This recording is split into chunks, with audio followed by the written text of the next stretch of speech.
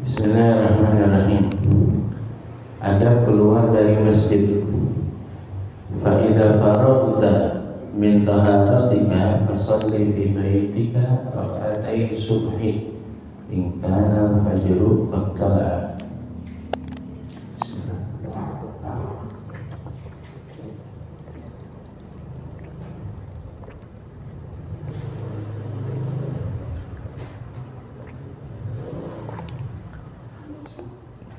Kalau udah selesai dari bersuci, maka sholat sunnah di rumahmu 2 rakaat subuh.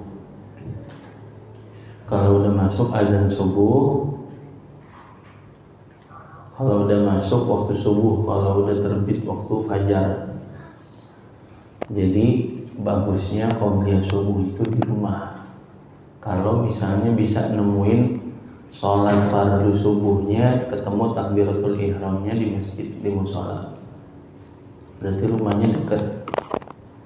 Kalau rumah agak jauh susah, apalagi yang komatnya cuma 5 menit, jadi susah. Jadi qobliyahnya ya mau nggak mau udah di masjid, di mushola. Tapi kalau qobliyah terus kemudian baru jalan ke masjid masih nemuin takbiratul ihram bersama imam, maka afdalnya ketika masuk azan subuh dia sholat qobliyahnya di rumah, sehingga rumahnya nggak sepi ame sholat. Makanya kata Nabi SAW, jangan jadikan rumahmu seperti kuburan. Maksudnya nggak ada tempat ibadahnya, harus ada bagian porsi ibadah. Karena sholat fardu adanya di mana? Di masjid, di mushola buat orang laki. Nah, bagusnya kalau mau sholat fardu di masjid berjamaah, tapi qobliyahnya di rumah dulu. Kadzalika kana yaf'alu Rasulullah sallallahu alaihi wasallam. Begitu juga yang dikerjakan oleh Nabi Muhammad sallallahu alaihi wasallam. Tsumma tawajjaha ila masjid, kemudian dia datang ke masjid. Habis qobliyah subuh, rakaatul fajri khairum minad dunya wa fiha. 2 rakaat fajar, 2 rakaat subuh, qobliyah subuh lebih afdal dari dunia serta isinya. Wala tada'is salata fil jamaah, jangan kau tinggalkan salat berjamaah. La siyama salat subhi, khususnya salat subuh, karena salat subuh ini salat yang paling afdal. Di antara 5 salat fardu, yang paling afdal berjamaah adalah salat subuh. Yang paling rendah diantaranya adalah salat maghrib. Sekarang kembali banyakkan maghrib atau banyakkan subuh jamaahnya. Banyakkan maghrib, subuhnya dikitan. Padahal yang paling afdal apa? Subuh. Di antara subuh dalam 1 minggu yang paling afdal subuh Jumat. Gitu ya. Fasalatul jama'ati tafdulu ala salatil fadli bi 27 darajah. Salat berjamaah lebih afdal dari orang yang salat sendiri dengan 27 derajat. Perbandingannya orang sendiri sama orang berjamaah 27 derajat. Orang yang salat berjamaah udah pasti salatnya makbul. Kalau sendiri salatnya belum tentu.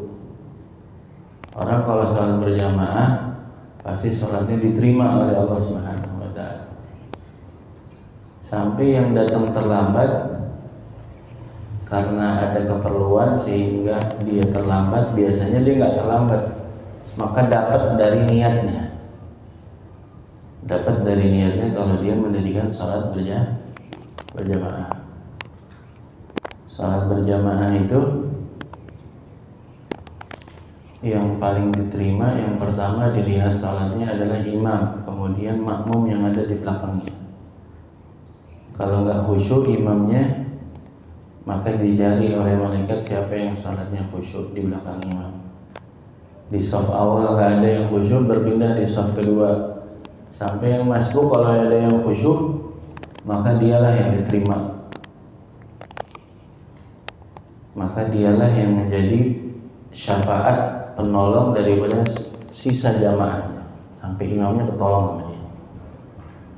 Makanya hakikat imam adalah yang paling khusyuk di dalam salat jamaah. Kalau imam yang suri itu gambaran yang diri di sini.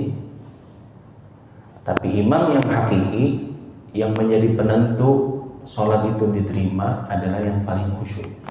Yang tadi Allah cari sholatnya imam dulu, imamnya gak khusyuk berpindah. Khusyuknya di sana. Dialah yang jadi imam yang hakiki karena dia yang menolong. Itu riwayat pertama. Ini Habib Umar kasih ilmu begini. Yang kedua,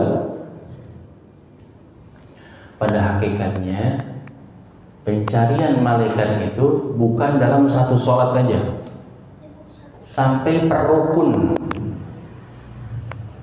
Dalam takbiratul ihram yang mana yang paling khusyuk? Oh, yang di pojok sana. Baca suratul Fatihah yang mana yang khusyuk? Yang di sini. Berarti di imam di suratul Fatihah. Nah, imam di dalam takbir. Dalam baca surat mana yang khusyuk? Di sebelah sini. Rukuknya mana? I'tidalnya mana? Per rukun dicari yang paling khusyuk, kemudian dirangkum, salatnya jadi khusyuk semua. Makanya kenapa dibilang salat berjamaah udah pasti dikabul, karena khusyuknya di nemplok-nemplok. Karena bisa jadi imamnya khusyuk hanya di rakaat pertama, rakaat keduanya bukan dia yang khusyuk, atau bukan per rakaat, per rukun ya tadi. Nah, jadi setiap dari rakaat dan rukun itu dicari yang paling khusyuk dan dialah yang menjadi imam. Paham deh? Itu dia seperti itu. Itu di dalam salat berjamaah. Fa in kunta tatasahalu fi mithli hadzal ribhi fa ayyu fa'idatin laka fi talabil ilmi. Kalau ente masih menganggap remeh, kata Imam Ghazali, keberuntungan semacam ini, yaitu salat berjamaah di masjid, fa ayyu fa'idatin laka fi talabil ilmi, maka apa faedahnya ente nuntut ilmu kalau ente enggak praktekin salat berjamaah?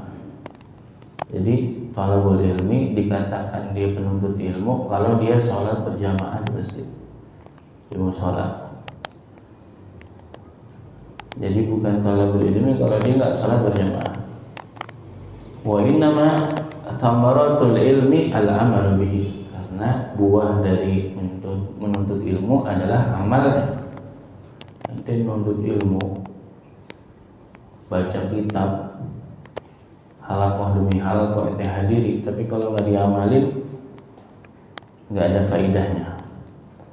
Faedah sa'ida ilal masjid, kalau ente jalan menuju masjid, famshi alal hainah was sakinah, maka jalanlah dengan santai dan tenang. Hainah itu santai, sakinah itu tenang. Jangan terburu-buru. Jangan karena pengen buru-buru ngedapetin soft awal, akhirnya ente tergesa-gesa, sehingga ketika masuk di dalam sholat tergesa-gesa, sholatnya jadi nggak khusyuk karena nafasnya masih terengah-engah. Paham? Jadi datanglah tetap sakinah, tenang. Ntar dapetin dia di mana rakaat, kalau kurang tinggal tambahin. Alhamdulillah. Tapi walaupun ente dapetin takbiratul ihram sama imam, nafasnya masih terengah, sholatnya jadi nggak khusyuk, maka rusak semua sholatnya. Famshi alal hainah was sakinah. Dulu ada Nabi SAW sholat, terus tiba-tiba lagi mau ruku, ada jamaah sahabat yang di belakang lari, sehingga dia nafasnya terengah-engah. Dapetin takbiratul ihramnya di saat imamnya lagi ruku, alias dapetin rakaat itu. Tapi sepanjang sholat dia masih begitu ya. Terus kemudian Nabi nengok ke belakang. Nabi bilang, siapa tadi yang datang ke jamaah ini dengan lari? Sahabat nggak ada yang ngaku, nggak ada yang berani. Kata Nabi SAW, ini dalil bahwasanya Nih setelah ini Nabi itu mukjizatnya apa yang dilihat oleh Nabi ke belakang sama seperti Nabi melihatnya ke depan. Padahal semua mata adanya di depan, termasuk Nabi Muhammad. Tapi Nabi jelasnya nengok ke belakang seperti jelasnya lihat ke depan. Kata Nabi, aneh tahu apa yang terjadi di belakang tadi sepanjang sholat.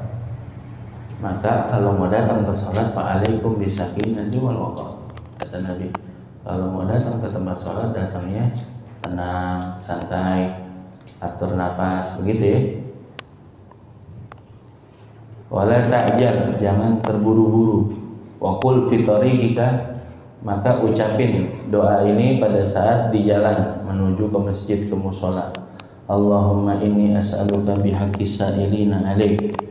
Allahumma ya Allah, aku memohon kepadamu dengan kemuliaan orang yang meminta kepadamu, orang yang berdoa kepadamu. Wa bihaqqi raghibina ilaik, dan dengan kemuliaan orang yang berharap kepadamu. Wa bihaqqi mamsyaya hadza ilaik, dan dengan kemuliaan jalanku ini sekarang menujumu. Jadi perjalanan itu Nabi sampai tawasul sama jalanan ini. Apa? Fa inni lam akhruj asyarran, saya keluar dari rumah ini bukan niatnya jelek. Jadi setiap jalan ke majelis, setiap jalan ke mushola, ke masjid, baca doa ini. Setiap mau hadir ziarah, baca doa ini. Setiap mau silaturahim, baca doa ini. Paham deh? Mau hadir tempat baik, baca ini. Fa inni lam akhruj asyarran, saya keluar rumah bukan buat berbuat buruk. Wala bataran, bukan petantang betenteng, sombong. Wala riyaan, bukan riya.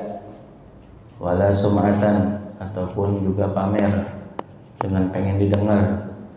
Tetapi bal kharajtu tikha as-sakhatik, saya keluar rumah itu takut akan kemarahanmu ya Allah. Wabtiga amardadik, saya berharap ridhamu ya Allah. Ini dia doanya. As'aluka antun qidani minan nar, saya memohon kepadamu agar engkau jauhkan aku dari api neraka.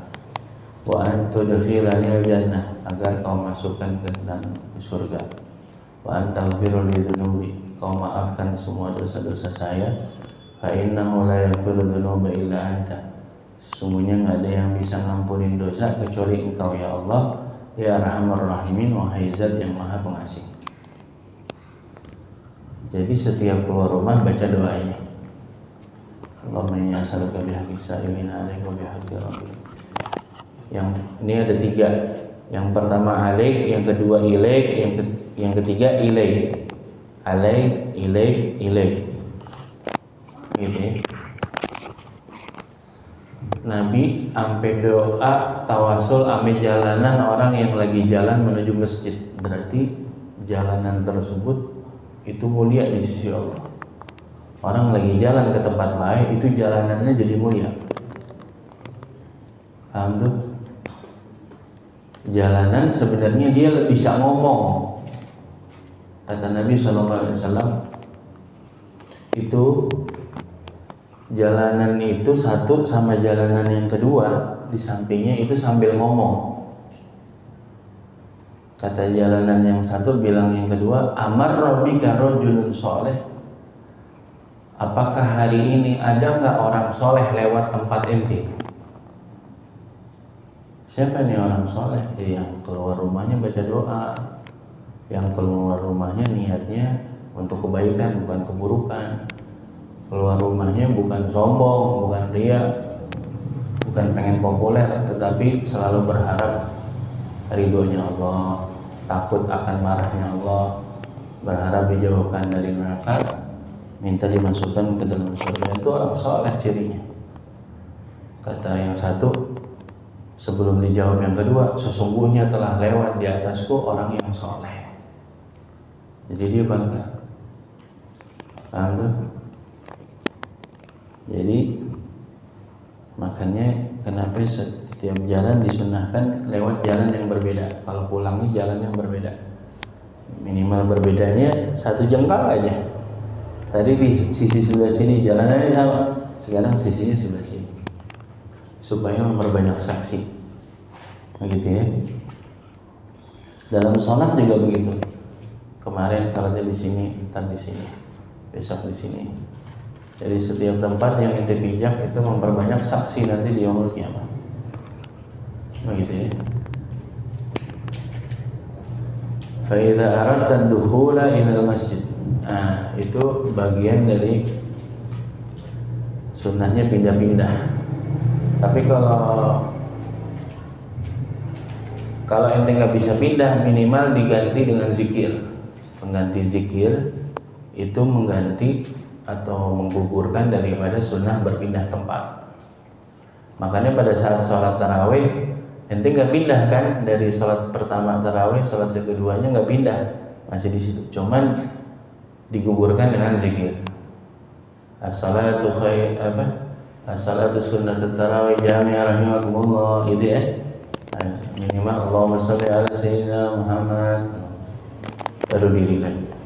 Kalau nggak ada zikir itu sunnahnya ente berpindah-pindah tuh. Yang satu pindah kanan, yang kanan pindah ke kiri. Coba dong kalau pindah terus. Ribet gak kayaknya? Aku tadi di sini udah, di sana gua belum. Kata dia, gua pindahan dari yang nol, kata dia gitu. Ya ribet. Makanya supaya gugur itu sunnah pindah, maka adanya apa namanya? Muballigh ini. Siapa namanya? Kalau kita bilangnya Bilal, ya. Padahal Bilal mah nama orang. Bilal itu nama sahabat. Bilal bin Rabah, salah satu muazzinnya Rasul sallallahu alaihi wasallam. Muazzinnya Rasul banyak. Gitu. Cuma nih identik sama kita namanya muazzin ya Bilal, begitu. Selain muazzin nih yang tukang ngomong nih itu dibilangnya Bilal. Sampai di Jumatan tuh ada azan pertama muazzin, azan kedua namanya Bilal. Padahal azan kedua muazzin juga, gitu. Cuman kita udah jadi apa ya namanya? Udah jadi kebiasaan. Coba deh ente ke Yaman, ke Saudi, Bilalnya mana Bilalnya ya? Maksudnya yang azan gitu. Di mana? Dia kalau udah ngerti itu muadzin. Ya kalau muadzin di sini tempatnya gitu. Tapi kalau nanti bilang, tanya Bilalnya di mana? Dia azannya maksudnya. Dia kan gak ada yang ngerti. Gitu. Jadi banyak nih bahasa Indonesia sebenarnya tidak pas dengan bahasa Arabnya begitu ya. Cuman udah jadi turun temurun begitu. Bilal. Habib Umar tuh salah satu kebiasaannya kalau pas lagi habis baca doa azan itu kirim Fatihah buat muazzin Rasulullah dan Bilal bin Rabah. Terus yang ketiga, seluruh para muazzin sampai yaumul qiyamah. Dan seluruh para muazzin sampai yaumul qiyamah. Seluruh para muazzin banyak. Setiap tempat ada muazzinnya. Setiap tempat punya generasi-generasi muazzin. Nah, berarti Fatihahnya nyambung ke situ. Kalau ente bagian dari muazzin juga, ente juga masuk dalam Fatihah ini. Jadi Al-Fatihah ila arwah muadzini Rasulillah wa sayyidina Bilal bin Rabah wa jami'il muadzinin ila yaumil qiyamah wa ila hadratin Nabi, begitu. Jadi Fatihahnya buat muazzin Rasulullah, Bilal bin Rabah dan seluruh para muazzinin sampai yaumil qiyamah. Terus baca Fatihah, baru qobliyah, gitu. Jadi baca doa setelah azan itu selain baca Rabbighfirli wa liwalidayya yang 5 kali, kemudian ditutup warhamhuma kama rabbayani shaghira. Terus baca doa Allahumma inna nas'alukal afwa wal afiyah wal mu'afatan di dunia wal akhirah. Allahumma barik lana wa la tadurrahum. Allahumma barik lana wa la tadurrahum. Allahumma barik lana wa auladana wa la tadurrahum wa wafiqna wa wafiqhum li ta'atika warzuqna birrahum. Itu doa juga yang afdal setelah azan. Kebaikan keluarga dan keturunan.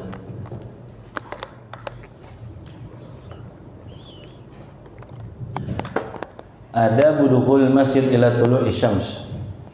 Masuk ke masjid sampai terbit matahari. Kalau ente pengen masuk ke masjid, fa idza aradta dukhul ila masjid faqaddim rijlakal yumna, maka dahulukan kaki yang kanan. Maka ucapkanlah Allahumma shalli ala Muhammad wa ala ali Muhammad wa sahbihi wa sallim. Allahumma ighfir li dhunubi waftah li abwaba rahmatik.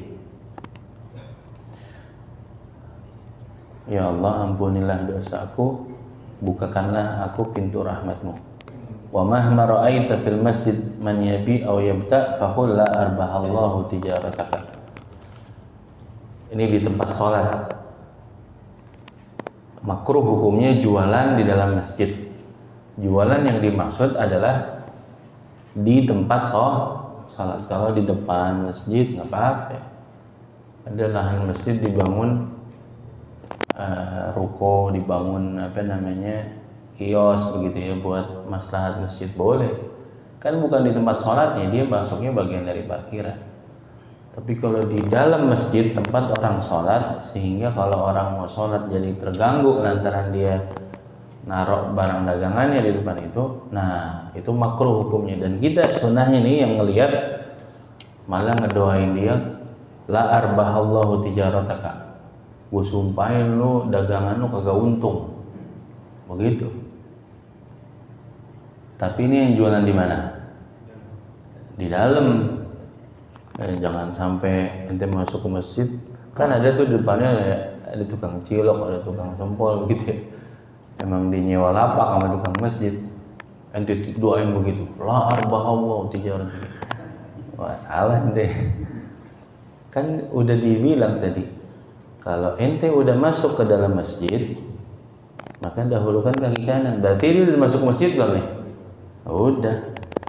Terus ente lihat, wa mahma ra'aita fil masjid man yabi aw yabta, siapa orang yang ente lihat ada yang dagang ataupun ada yang beli, ente ucapin dia, la arbahallahu tijarataka, sumpahin lo kagak untung ente punya dagangan.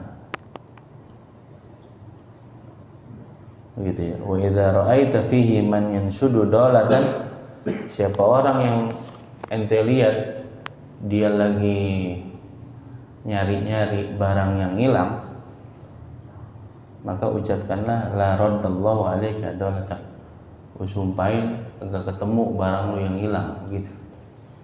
Ini maksudnya nih harus digaris bawahi. Ini maksudnya adalah orang tersebut nih emang datang ke masjid cuman datangnya buat bukan ibadah doang, tapi niatnya udah jelek, niatnya pengen nyari pengumuman begitu. Tuh. Artinya jadi bukan fokus ibadah di dalam masjid, malah justru jadi kayak bikin ramai doang isinya masjid. Orang kalau udah masuk ke masjid fokus untuk ibadah. Bukan yang kayak kita ingat nggak kayak di kemarin tuh di Istiqlal ada orang habis ngaji Habib Umar, banyak banget yang kehilangan handphone. Iya, akhirnya diumumin kan.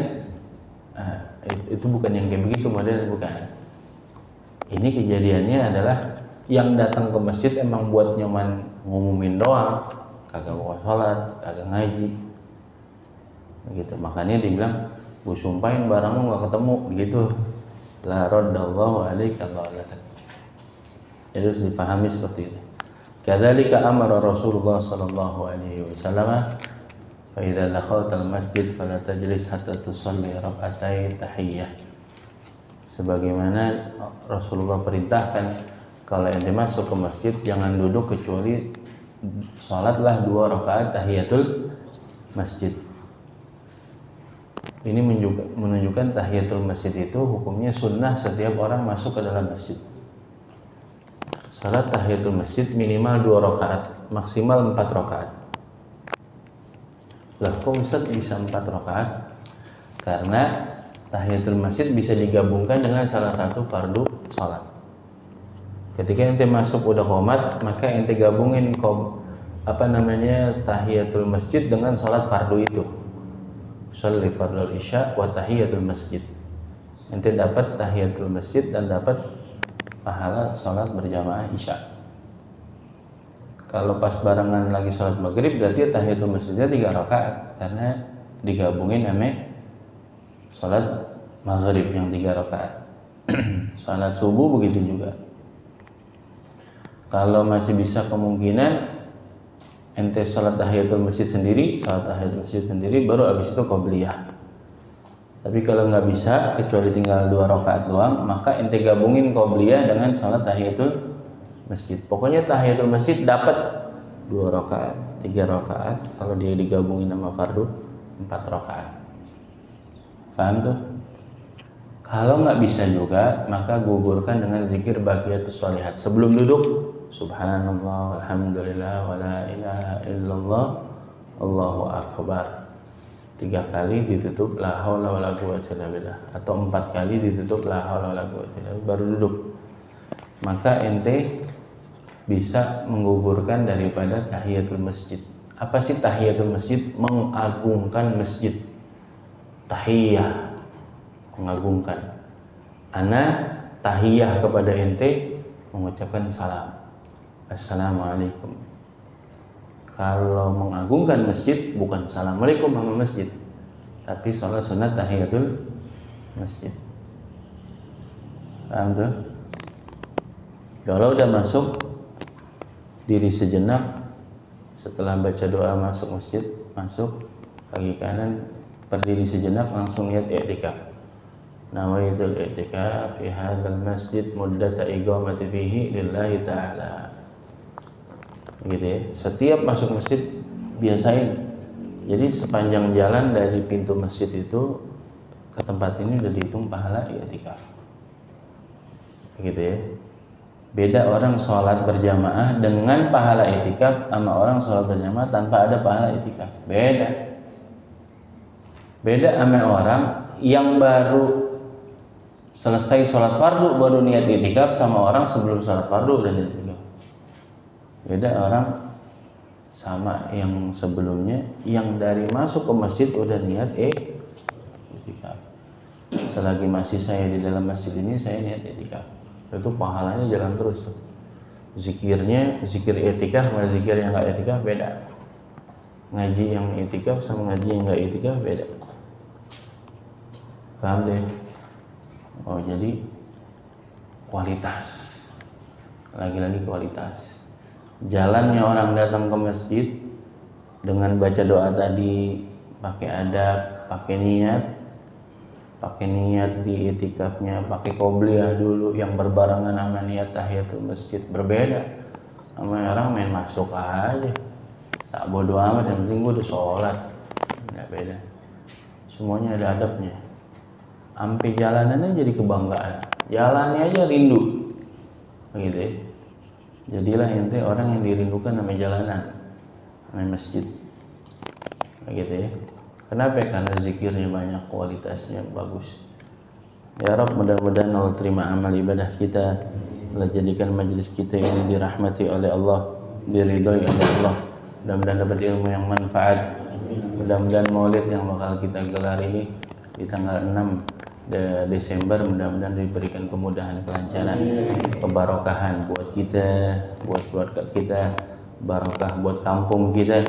Mudah-mudahan banyak yang menimba ilmu agama lewat majelis tersebut, banyak yang kenal Nabi Muhammad SAW dengan sebab kita mendirikan maulid tersebut, dan mudah-mudahan dengan perayaan maulid Nabi Muhammad SAW Allah curahkan ampunan maghfirah buat kita semuanya, menjadi barakah turunnya rahmat di kampung kita, mudah-mudahan menjadi penjagaan buat kita dari segala bala dan musibah, dan mudah-mudahan Allah Subhanahu wa taala tularkan kaum solihin di kampung kita, diperbanyak kaum solihin di kampung kita, orang-orang yang menyembah kepada Allah Subhanahu wa taala, orang-orang yang takut kepada Allah, orang-orang yang sujud kepada Allah, orang-orang yang mengidolakan Nabi Muhammad sallallahu alaihi wasallam ala hadiniya salihah. وإلى حضرة النبي. الفاتحة. أعوذ بالله من الشيطان الرجيم. بسم الله الرحمن الرحيم. الحمد لله رب العالمين الرحمن الرحيم مالك يوم الدين إياك نعبد وإياك نستعين صراط المستقيم صراط الذين أنعمت عليهم آمين.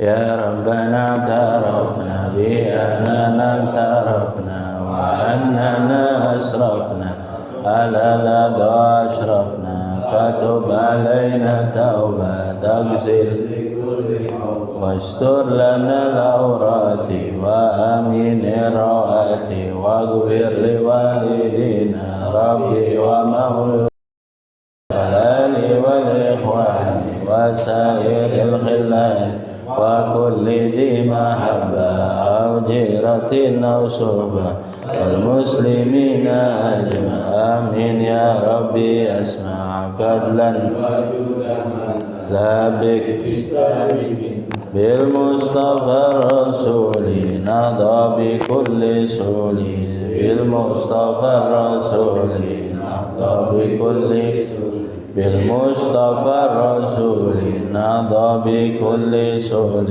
صلى وآله وصحبه عدد الصحب والحمد لله في البدء والتناهي. سبحانك اللهم وبحمدك أشهد أن لا إله إلا أنت نستغفرك ونتوب إليك.